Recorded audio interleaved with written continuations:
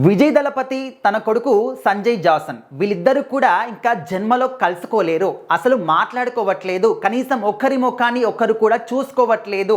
ఎప్పుడైతే ఎలక్షన్స్ జరిగాయో అప్పటి నుంచి, ఎప్పుడైతే వాళ్ళ అమ్మ నాన్న విడాకులు తీసుకొని విడిపోయారో అప్పటి నుంచి ఇప్పటి వరకు కనీసం ఒక్కసారి కూడా విజయ్ గారిని కలవడం కానీ, చూడడం కానీ, మాట్లాడడం కానీ ఏవీ కూడా చేయలేదు. ఈ వాటను చూస్తూ ఉంటే ఇంకా జన్మలో విజయ్ గారి ముఖం చూడడేమో తన కొడుకు అనే మాటలు, ఇలాంటి రూమర్స్, ఇలాంటివన్నీ కూడా మనము సోషల్ మీడియాలో వింటూ వస్తున్నాం.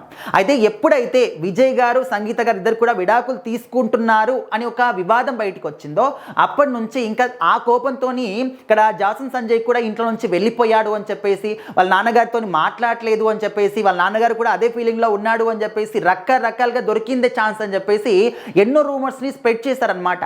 అయితే ఇప్పుడు ఇక్కడ ఈయన ఏం చెప్తున్నాడంటే, మా నాన్న సీఎం అవ్వడం అనేది ఒక విప్లవం లాంటిది అని చెప్పేసి చాలా గొప్పగా మాట్లాడుతూ ఉన్నారు. సో స్వయంగా ఆయన మాటలోనే మనం వింటున్నాం. ఏవైతే ఇవన్నీ రూమర్స్ గురించి మనం మాట్లాడుతున్నామో అవి ఎవరో సోషల్ మీడియాలో చెప్తే కానీ, వార్తల్లో చెప్తే కానీ వాటిని నిజం అనుకొని చెప్పేసి మనం నమ్మేశాం. కానీ ఇక్కడ స్వయంగా తన నోటితో తనే చెప్తున్నాడు కాబట్టి మనం ఈ మాటలు నమ్మాలా, ఆ మాటలు నమ్మాలా అంటే ఖచ్చితంగా చాలా మంది కూడా ఈ అబ్బాయి మాటలు నమ్ముతామని చెప్పేసి చెప్తూ ఉన్నారు. అయితే తొందరలోనే సందీప్ కిషన్, అదేవిధంగా ఈయన యొక్క డైరెక్షన్లో రాబోతున్నటువంటి సినిమా సిగ్మా సినిమా. ఈ సినిమా ప్రజెంట్ అయితే అంటే చాలా జోరుగా ప్రమోషన్స్ చేస్తూ ఉన్నారు. ఒక ఇంటర్వ్యూలో మాట్లాడుతున్నప్పుడు తన ఫ్యామిలీ గురించి కావచ్చు, తన యొక్క పర్సనల్ లైఫ్ గురించి కావచ్చు, ఈ సినిమా గురించి కావచ్చు, వాళ్ళ ఇంట్లో వాళ్ళ గురించి కావచ్చు, చాలా విషయాలు షేర్ చేసుకున్నారనమాట. సో మరీ ముఖ్యంగా ఏంటంటే వాళ్ళ నాన్నగారి గురించి చెప్తూ, మా నాన్న సీఎం అవడం అనేది ఒక విప్లవం లాంటిది, చాలా గొప్ప విషయం. ఆయన సీఎం అయిన తర్వాత మా ఫ్యామిలీ అందరికీ కూడా చాలా బాధ్యతలు పెరిగిపోయాయని చెప్పేసి కూడా చెప్పారు. ఆయన నేను ఇండస్ట్రీకి వస్తాను అని చెప్పేసి చెప్పినప్పుడు ఒక మాట చెప్పారు, ఒక సలహా చెప్పారు.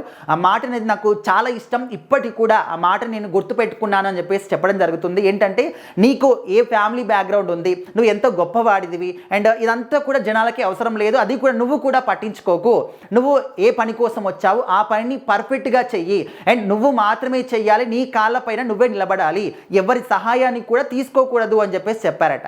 సో అందుకోసం అని చెప్పేసి ఈ సినిమా విషయంలో ఎన్ని ఆటుపోట్లు వచ్చినా, ఎన్ని సమస్యలు వచ్చినా, ఎవరు ఏ విధంగా దాన్ని తొక్కాలని చూసినప్పటికీ కూడా నా సొంత కాళ్ళపైన నేను నిలబడ్డాను, నేను కష్టపడుతున్నాను అని చెప్పేసి అని చెప్పడం. సో ఇది చాలా గొప్పగా అనిపిస్తుంది అనమాట అందరికీ కూడా. ఒక తండ్రి తన కొడుకుకి ఇవ్వాల్సినటువంటి ఆస్తులు, అంతస్తులు, గొప్పగా పేరు కాదు, ఖచ్చితంగా ఇలాంటి గొప్ప విలువల్ని ఇవ్వాలి అని చెప్పేసి చాలామంది కూడా భావిస్తూ ఉన్నారు.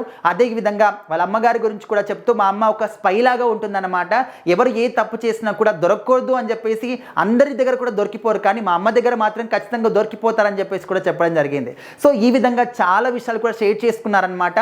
సో మరి తన మాటలు వింటే ఎవరికైనా ఏమనిపిస్తుంది, వీళ్ళందరూ కూడా ఎంత హ్యాపీగా ఉన్నారు, ఎంత సరదాగా ఇంట్లో ఉంటారు, ఇవన్నీ కూడా మనకు అర్థమవుతున్నాయి. సో ఇంత మంచి ఫ్యామిలీ గురించి ఎందుకురా వాళ్ళు విడిపోయారు అని చెప్పేసి, మాట్లాడుకోవట్లేదని చెప్పేసి, గొడవలు పడ్డారని చెప్పేసి విధంగా రకరకాలుగా అంటున్నారని చెప్పేసి ఆ విధంగా కూడా మాట్లాడే వాళ్ళు ఉన్నారనమాట.